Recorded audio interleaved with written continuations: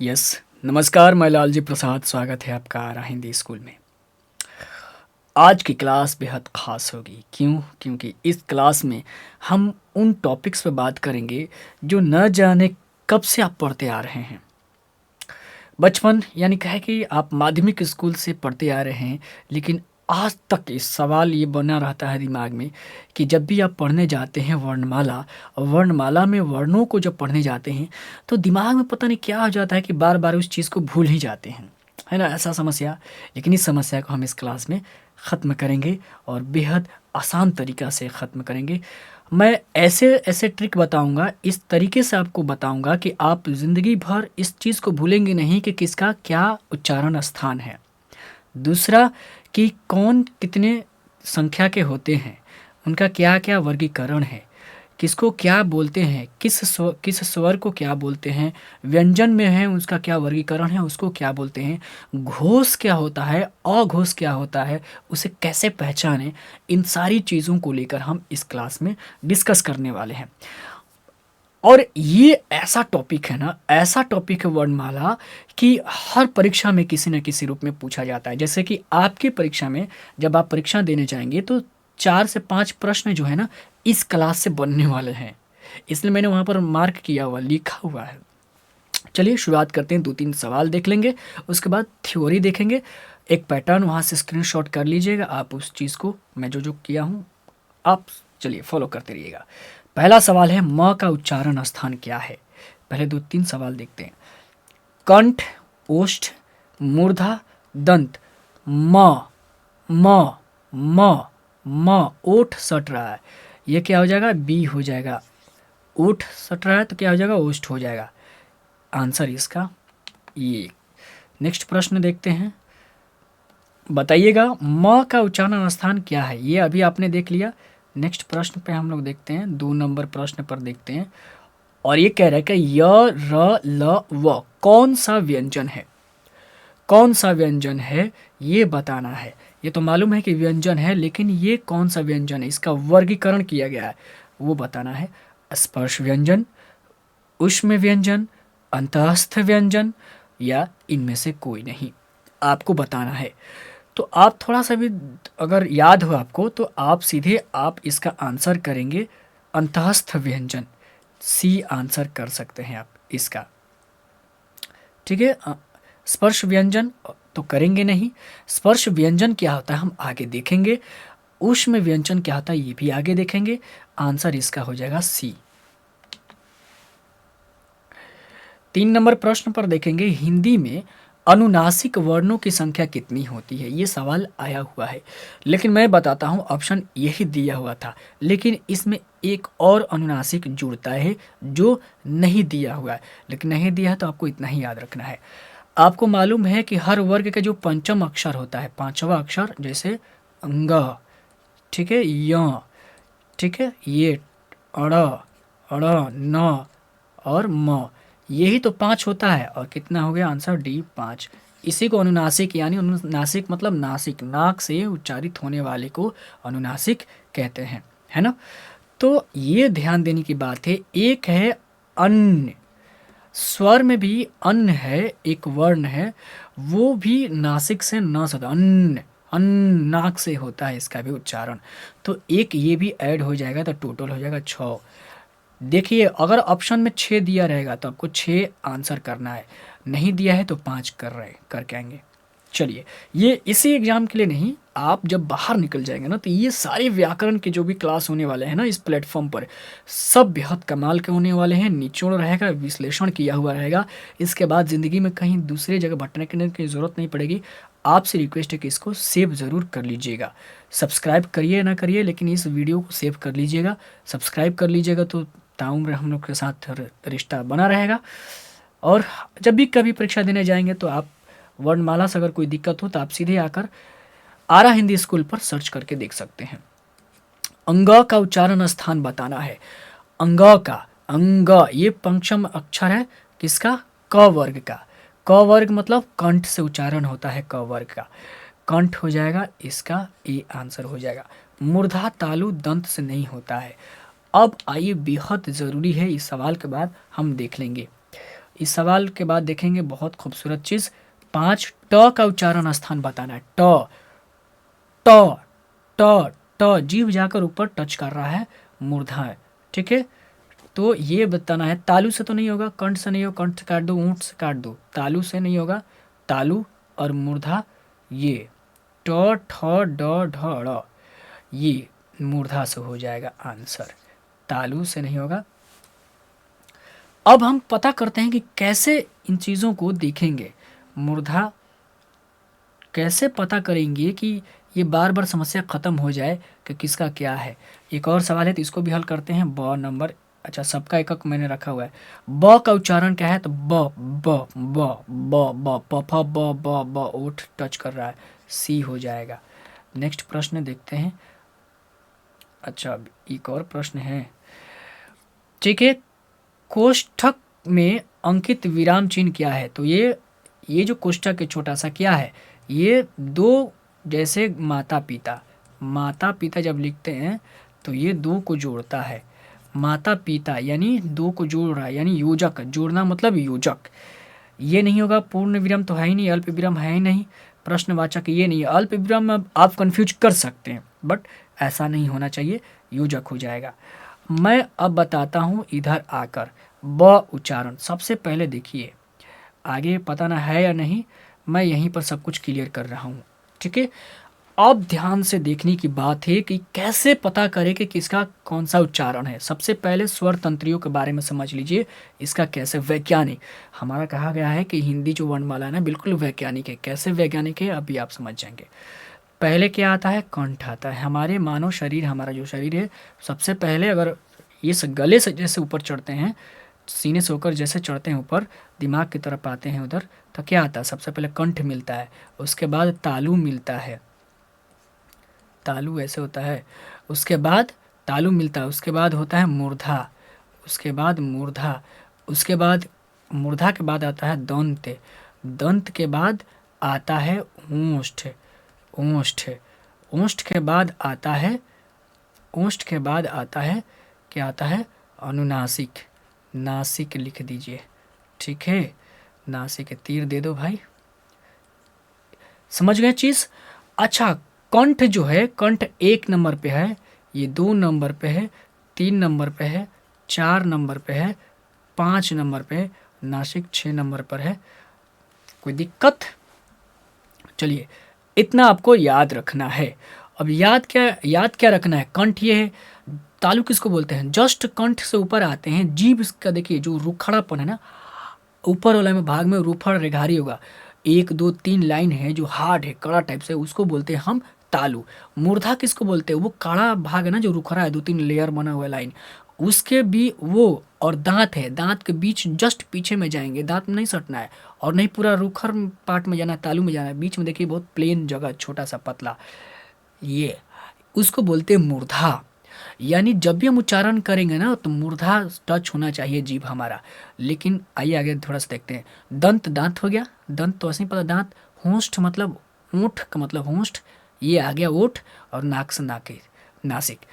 अब देखना है कि क वर्ग क्या है, क पहले स्थान पे है, पहला स्थान पे क्या है, पहला स्थान पे कंठ हो गया, पहला स्थान पे क्या है, क वर्ग है, क ख ग घ, यानी क वर्ग आएगा इसमें। ये तो आप आसानी समझ जाते हैं, आसानी से समझते हैं। हम इसको नासिक को यहाँ से मिटाते हैं, ठीक है, नासिक को फिलहाल इसको हटाते हैं। अब आइए यहाँ पर देखेंगे, तालु क्या है, 2 नंबर पे है, 2 नंबर पे तालु है हमारा। 2 नंबर पे कौन सा वर्ग आता है, च वर्ग आता है, क वर्ग दूसरा, च वर्ग दूसरा का वर्ग कौन सा है, च वर्ग। यानी उच्चारण यहाँ से जितना भी च जाएगा तालु से होगा। तालु का है, कंठ के ठीक ऊपरला भाग तालु है। तीसरे नंबर पे क्या आता है, मूर्धा आता है, ठीक है। तो मूर्धा में तीसरे स्थान पे मूर्धा आता है, तो मूर्धा तीसरे स्थान पे कौन सा वर्ग आता है, क च ट, ट वर्ग आता है। यानी ट जो है ना, ट हमेशा क्या होगा, मूर्धा से ही उच्चारित होगा। अब दंत देखते हैं, चौथे नंबर पे दांत है, यानी ये दांत चौथा नंबर पे है, तो चौथा नंबर पे चतुर्थ वर्ग कौन सा है आपका, त वर्ग है। चतुर्थ वर्ग कौन सा है, त है, यानी त वर्ग ही आएगा इसमें। कोई दिक्कत, कोई गड़बड़ी। होंठ 5वां नंबर है, तो 5वां नंबर पे होंठ आता है, 5वां नंबर पे आपका प वर्ग है ना। अब कोई दिक्कत यहाँ तक कोई दिक्कत? अब उम्मीद करता हूँ कि आप कभी भूलेंगे ही नहीं। आगे हम सवाल देखेंगे और आप सवाल का जवाब अब खट-खट करेंगे। थोड़ा-सा धैर्य रखना है, 5 नंबर पे काउंट करना है, 5 पे है तो 5 पे प आता है, सारा प वर्ग। अब क वर्ग में आता है, ठीक है? पहले ले लो, फिर आता है, ठीक है? ये आपका यहीं से उच्चरित होता है। च वर्ग में तालु में आता है ई, हर्षई दीर्घई आता है। बार-बार बड़ी मात्रा क्यों पहले लिख दे रहा हूँ मैं? ई आता है, हर्षई दीर्घई आता है, ठीक है? तालाब्य श आता है आपका।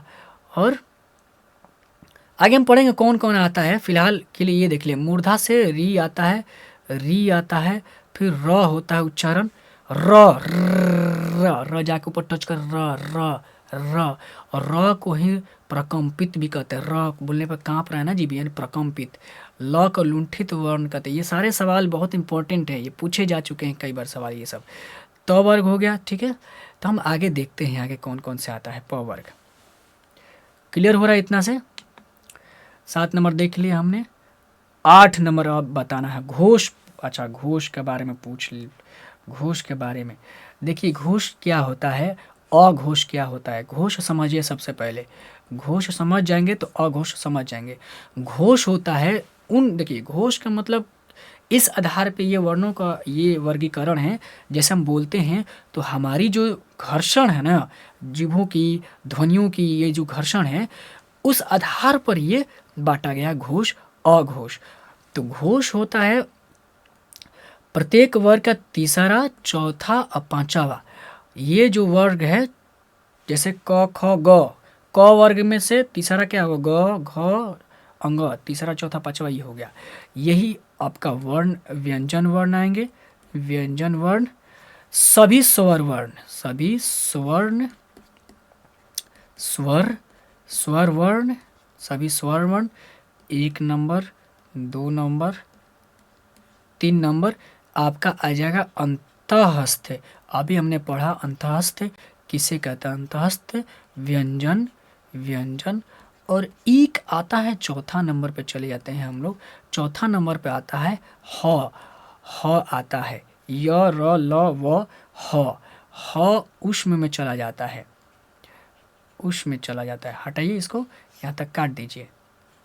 ये उष्म व्यंजन में जाता है, लेकिन यही सारा होता है घोष में। अब कहिएगा ठीक है, ये तो किताबी भाषा बोल दी आप, घोष समझेंगे कैसे? तो उच्चारण करिए, कभी भूल जाइए, लेकिन इतने याद रखिए, घोष मतलब घर्षण, घोष घर्षण। अब उच्चारण कीजिए, क ख ग, क ख ग घ अंग, ग घ अंग, ग घ अंग, है ना? क ख ग घ अंग। अब ये प्रेशर पड़ रहा है, प्रेशर जोर दिला रहा है इस पे।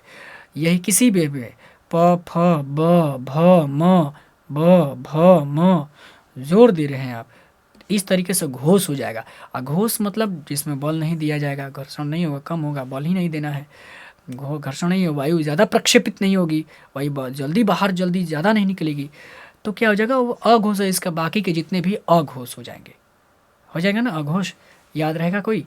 अब आइए यहाँ पर देखिए, ज क्या है, च छ ज, ये तीसरा स्थान का वर्ग, च वर्ग का तीसरा स्थान का है।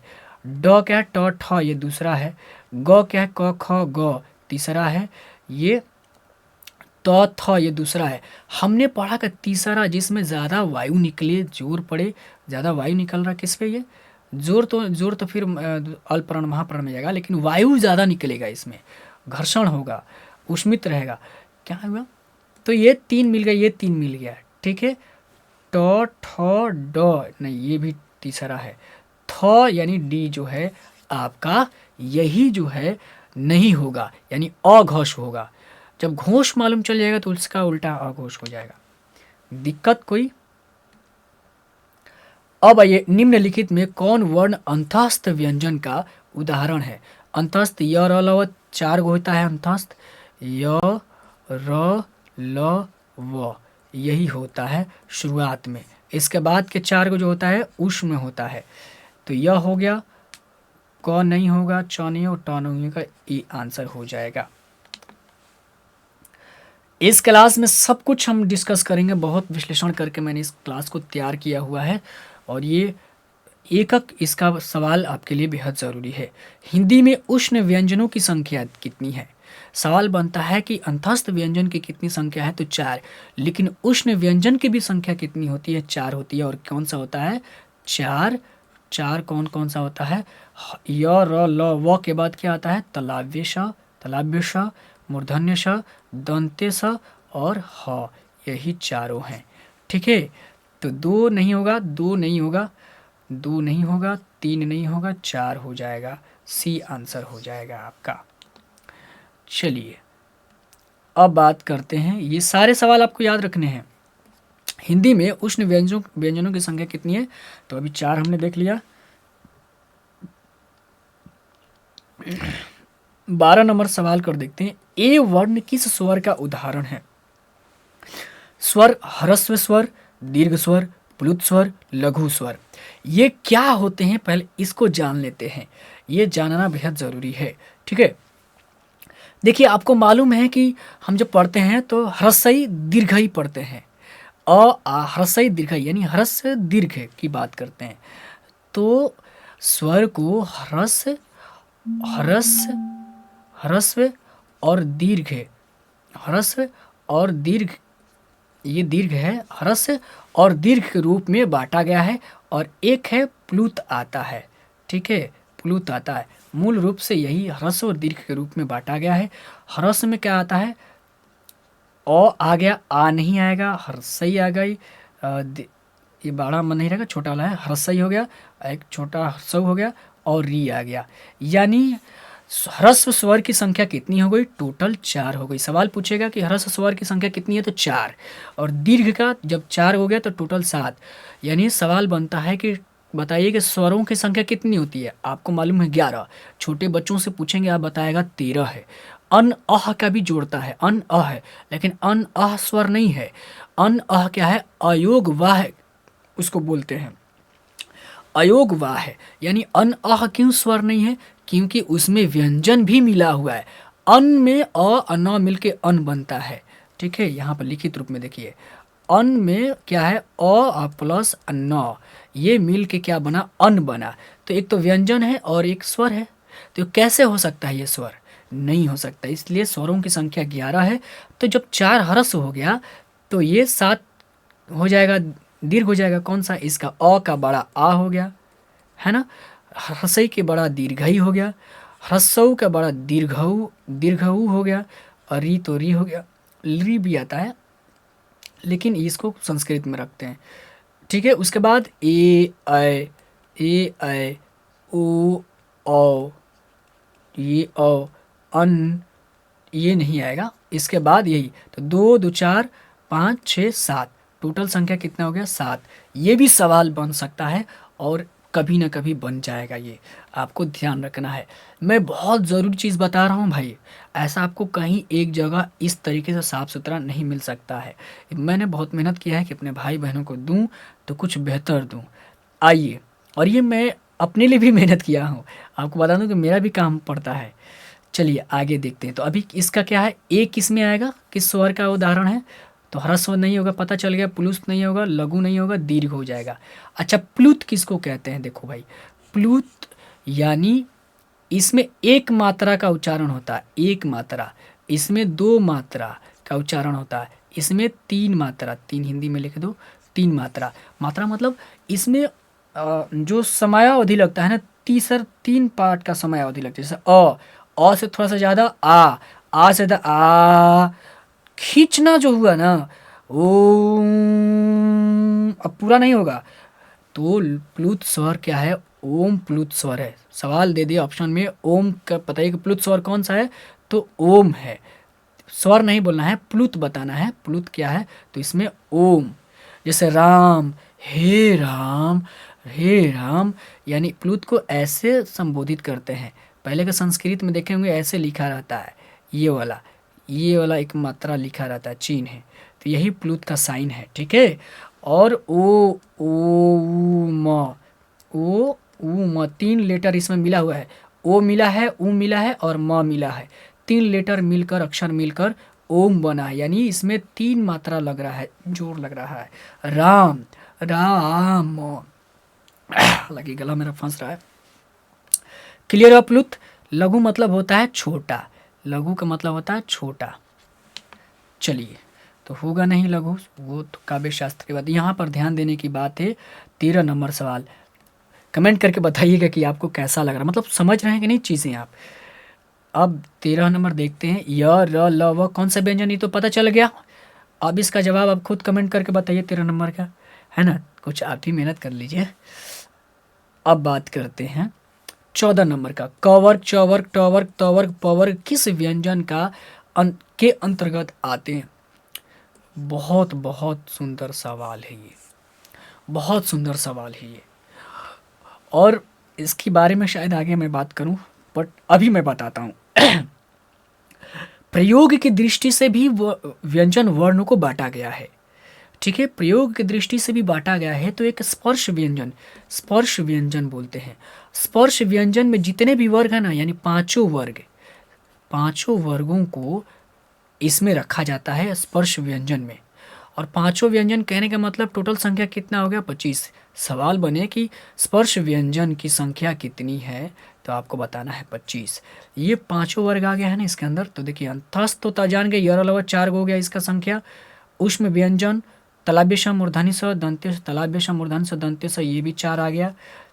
स्पर्श व्यंजन में आपको बताना है, यानी 25 संख्या हो गया टोटल, पांचों पांचों पांचों वर्ग। ठीक है, पांचों वर्ग, यही वाला पांचों वर्ग आता है इसी में, और इनमें से तो ये काट दो। क्लियर हुआ चीज़। अब आगे बढ़ते हैं नंबर 15 पर, स्पर्श व्यंजन वर्णों की संख्या कितनी है, अभी हमने बताया कितनी है, आप बताइए कमेंट करके। 11, 33, 25, 41। 11 क्या है, स्वर है। ठीक है, 33 क्या है, व्यंजन है। 33 क्या है, व्यंजन। व्यंजन में भी क्या है, मूल व्यंजन, ऐसे व्यंजन जो किसी जोड़ के नहीं बनेंगे, जैसे क्ष, त्र, ज्ञ संयुक्त करके नहीं बनाए, मूल रूप में व्यंजन है। ठीक है, तो ये बताना है। जैसे देखिए, ये 33 कैसे हुआ, पांचों वर्ग, पांचों वर्ग, ये बहुत ज़रूरी चीज़ है, कहीं नहीं मिलेगा मेरे भाई। पांचों वर्ग, पांचों वर्ग का 25 हुआ, 25 प्लस अंतःस्थ, यानी यर अलावा 4 हो गया। ठीक है, फिर अंतःस्थ के बाद होता है, अंतःस्थ के बाद आपका हो जाता है उष्ण, ये जोड़ दो आप, क्या हो जाएगा, 4 हो जाएगा। अच्छा, 25 4 29, 4 33, यही होता है। उसके बाद क्ष, त्र, ज्ञ, ये सब क्या है, संयुक्त है, यानी दो व्यंजनों को जोड़कर बनाया गया है। ये तो मूल व्यंजन नहीं हुए ये, है ना। तो ये आपका 33 हो गया व्यंजन। हालांकि सवाल सीधे पूछेगा कि बताइए कि व्यंजनों की संख्या कितनी है। अगर पूछ दे कि मूल व्यंजन कितने होते हैं, ठीक है, तब आपको 33 बताना है, नहीं तो ये आपको 41 हो जाएगा टोटल। आइए, टोटल कितना हो जाएगा, ये व्यंजनों की संख्या पूछ देगा, साधारणतः व्यंजन की संख्या क्या है, तो आपको 41 बताना है, 33 नहीं बता दीजिएगा। हालांकि 33 पूछेगा, देगा ही नहीं ऑप्शन में, मैं आपकी नॉलेज के लिए दे रहा हूँ, बता दिया ये सब। अब आइए 16 नंबर, निम्नलिखित में अघोष वर्ण वर्ण वर्ण कौन सा है। घोष की बात नहीं कर रहा, अघोष। तो घोष आपको पकड़ लिए हैं कि तीसरा, चौथा, पांचवा सारा अया यानी स्वर व्यंजन, और यर अलावा यानी वो सब, यर अलावा तलाब्य, यर अलावा ह, 5 वो। तो च पहला ये नंबर पे आगे नहीं है, क ख ग ये तीसरा नंबर का है, य र ल व ये भी है, यानी अंतस्थ कहा गया, सही है ये। तो घ, क ख ग घ ये चौथा है, ये होगा छ, ये आंसर हो जाएगा इसका, कि यही वर्ण है जो अघोष है। घोष को पकड़ लीजिए, अघोष निकल जाएगा।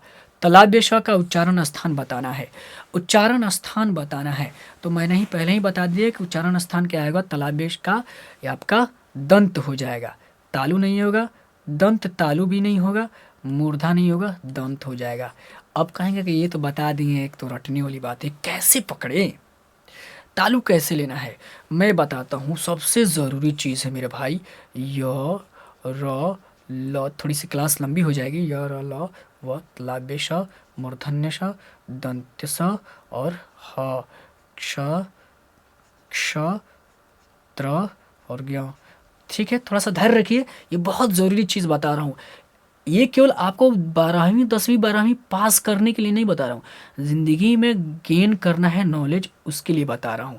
आगे आप जाएं, अपने कभी आपके बाल बच्चे होंगी उनको बताना हो, अपने छोटे भाई बहनों को बताना हो कि ठीक है, इन सबको बताना हो, या कोई आपसे तर्क वितर्क करे या वर्णमाला को लेकर वहाँ बताना हो, आप सीधे दाग सकते हैं अपनी बातों को।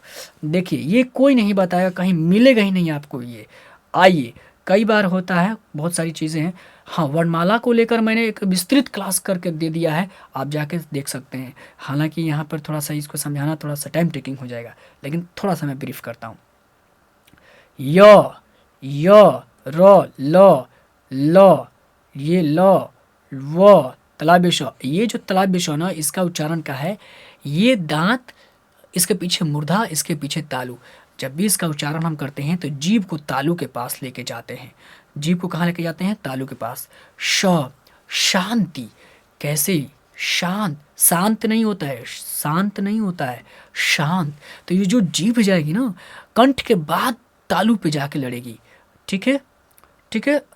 उसके बाद जाके लड़ेगी मूर्धा, मूर्धा के बाद ये आ जाएगा दंत। तो अभी मैं बता रहा हूँ कि ये जो शांत जो है, शांत, शांत, शांत। अभी मैं क्या बता रहा, दंत बता रहा था, नहीं गलत हो जाएगा, ये हो जाएगा तालु। तलाभ्य श, तालु, तलाभ्य, ऐसे तलाभ्य श ही उच्चारण करते हैं, तलाभ्य, तलाभ्य, तालु, बात भी कर रहे हैं उसमें, तलाभ्य श। ठीक है, ये तालु होगा, ये दंत नहीं होगा, दंत काट दिए। दंत से तो दंते स होगा, क्या होगा? दंत से, सॉरी, ये दंते स होगा, दंत से क्या होगा? दंते स। इसको काट दो, दंत स यानी, पेन ले लिया, आ गया, ये दंत से हो जाएगा, दंत, दंत, दंत यानी दांत से कौन होगा? आपका दंते स होगा। ये जो मूर्धन्य होगा, मूर्धन्य मतलब कहीं रहे मूर्धा, मूर्धन्य में कहीं रहे हैं आप मूर्धा, तो मूर्धा से ही हो जाएगा, यानी मूर्धा से हो जाएगा। आप सीधे कह रहे हैं तलाभ्य श में कहीं रहे हैं तलाभ्य, यानी तालु की बात ही कह रहे हैं आप, यहाँ से होगा। और जब हम इनकी उच्चारण करेंगे तो हमारी जीभ वहाँ जानी चाहिए। जैसे षटकोण नहीं होता है, षटकोण होता है। अब थोड़ा सा ये दूसरा विषय है, लेकिन फिलहाल इतना आप जान लीजिए। य, र, ल, व, व, व, व, व, दंठोस्थ। अब ह कंठ से आता है सीधे, ह। ठीक है, ह कंठ से। आगे आइए, देखते हैं, धीरे धीरे सब चीज़ सीख लेंगे। एक बार मैं बताऊंगा तो आपको थोड़ा सा ये लगेगा, एक ही बार में बेटक हो जाएगा। ह्रस्वई का उच्चारण स्थान क्या है? ये ह्रस्वई क्या है? बड़ी मात्रा है, ई, ई, ई, ई, ई। जीभ जो है दांत के साइड में यहाँ पर जाकर टच कर रहा है। ई का है, मुंह तो होगा नहीं, तालु होगा नहीं, मूर्धा होगा नहीं, दांत होगा। डी, ई, ई पहले ही जाकर चिपका हुआ है दांत में, ई हो जाएगा। ठीक है, एक चार्ट अगर लगाया हो, शायद, मतलब शायद मैं आगे पीछे लगाया हूँ, उस चार्ट को आप स्क्रीनशॉट करिएगा, नहीं होगा तो मैं चार्ट आपको शेयर कर दूंगा टेलीग्राम पर। टेलीग्राम से आप जुड़ जाइएगा, इसे ये आरा हिंदी स्कूल के नाम से टेलीग्राम है। 19 नंबर ल का उच्चारण स्थान है, मेन चैनल पे भी है लिंक। ल का उच्चारण स्थान है ल, ल, ल, ल, जाके दांत चिपक रहा है, ल, ल। ओष्ठ तो पहले काट दो आप, ठीक है, तालु काट दो, ल, ल, जीभ लेकर जाइए, ल, तालु कौन है? दूसरा स्थान, वहां लेकर जाइए तालु, ल। ऐसे उच्चारण होता है क्या? ल का नहीं होता है, ल, ल, जाकर दीप, ल, ल, यानी जहां से दांत हमारी जमी है ना, मूल जो दंत मूल है, वहां पे जाके जीभ जाकर टच कर रहा है, ल। तो ये आंसर हो जाएगा ए। ठीक है, तालु काट दो, ये दोनों काट दो, मूर्धा तो होगा ही नहीं, मूर्धा से ट वर्ग होगा और री होगा, बस यही है।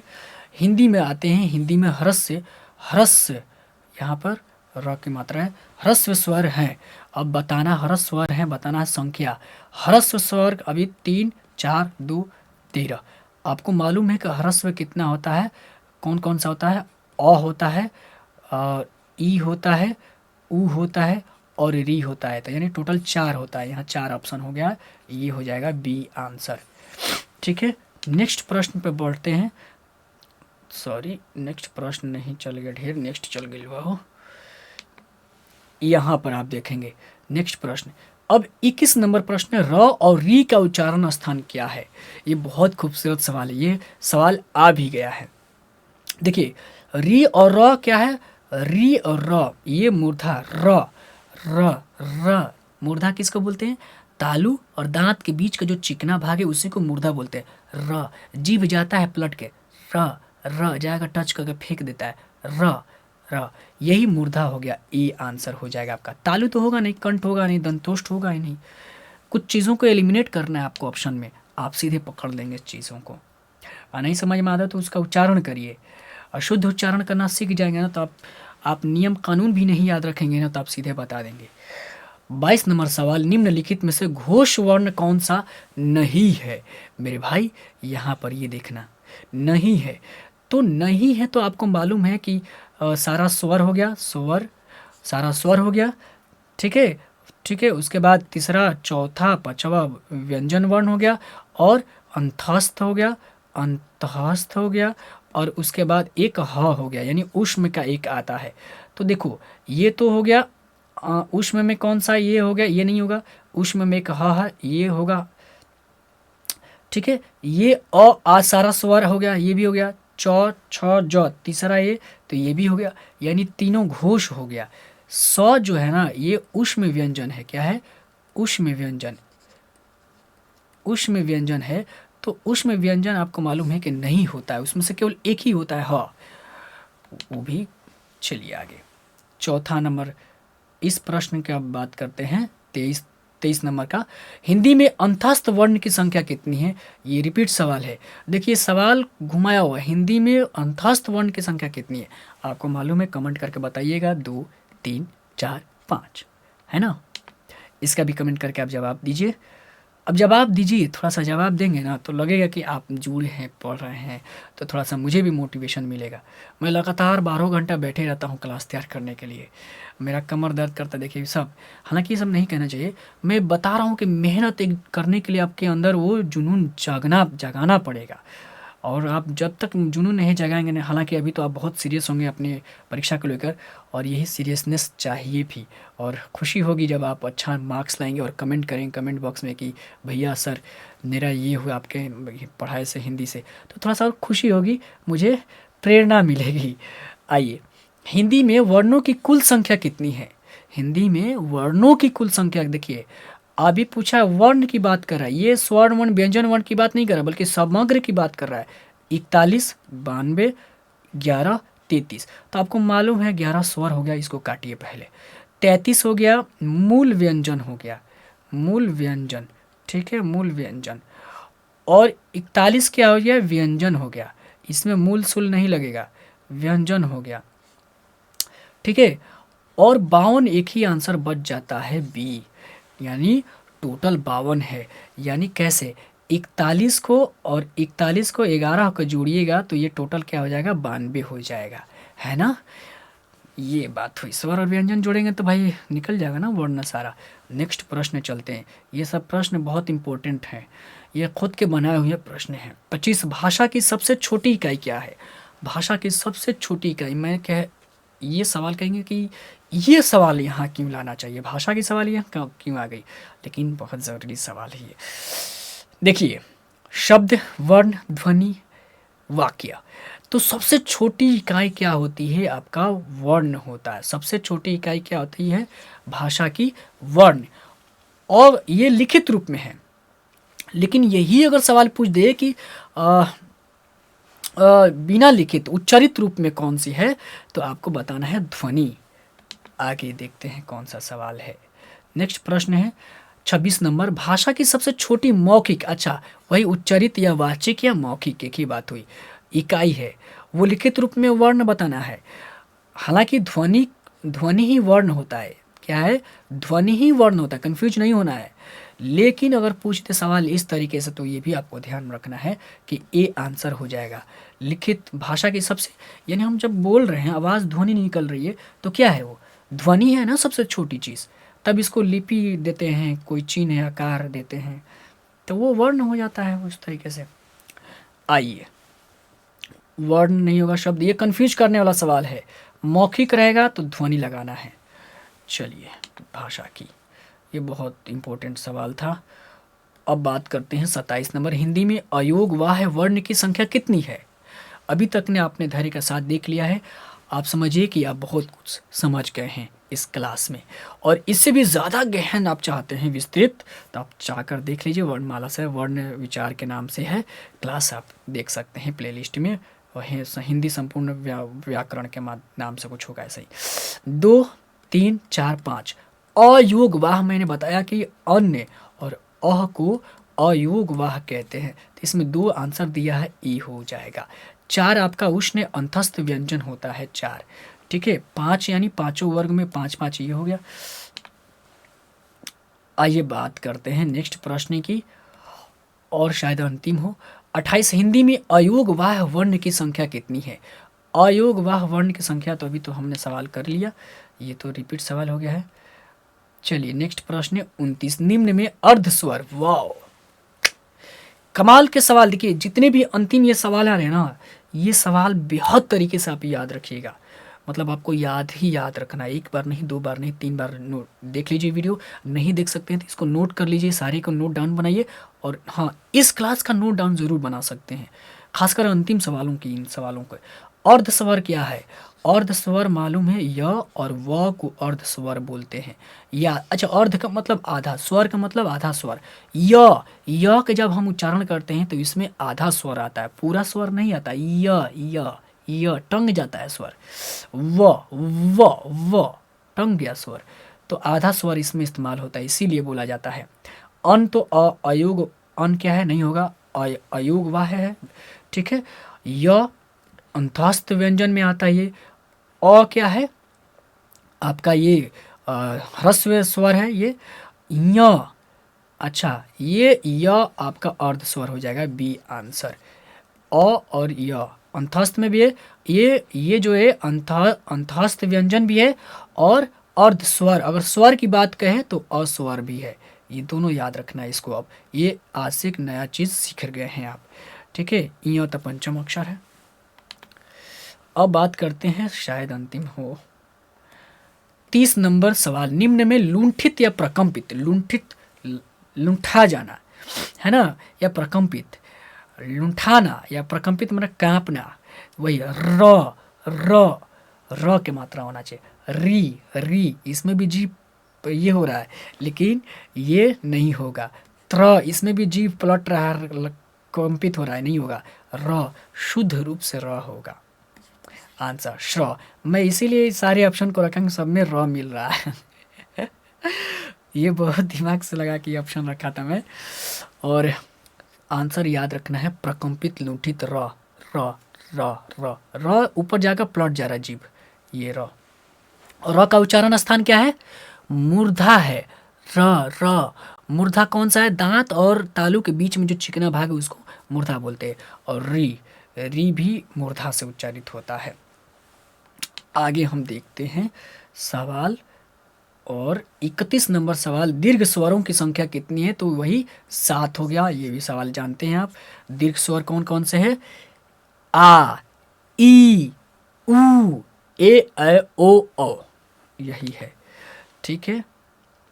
अब बात करते हैं 32 नंबर है, प्लुत स्वर के बारे में मैंने शुरुआत में ही बात किया था। प्लुत यानी 3 मात्रा वाले शब्द को ही शब्द कर रहे हैं, अक्षर को ही हम क्या बोलते हैं? प्लुत स्वर बोलते हैं, जिसमें जिसमें ध्वनि थोड़ी सी लंबित होती है, खींची जाती है। हे राम, रामायण में आप देखेंगे, हे राम, हे सीते सीते, ये चीज़। तो यहाँ देखिए, री नहीं होगा, औ भी नहीं होगा, अन भी नहीं होगा, ओम हो जाएगा। ओम ओम ओम ओम, म टंग गया, ओम, है ना, ये होगा। हालांकि पूछेगा नहीं, पूछेगा तो एक ही यही पूछेगा, और इससे ज़्यादा पूछ ही नहीं सकता है अगर एग्जामिनर दिमाग लगाए तो, ठीक है। तो ये रहा मिलाकर कुल वर्णमाला को लेकर हमने एक कंप्लीट क्लास कर लिया। अब आप बताइए कि इसमें जो कुछ भी मैंने बताया कैसा लगा आपको। मेरे भाई, ये सब निचोड़ करके मैंने एक जगह रखा, कि अगर क्यों ना वर्णमाला को और आसान बनाकर एक जगह कम समय में रखा जाए। अब कमेंट करके बताइए कैसा लगा आपको ये। तब तक के लिए दीजिए इजाज़त अपने इस भाई को। बाय बाय, बहुत बहुत धन्यवाद। जय हिंद, जय भारत।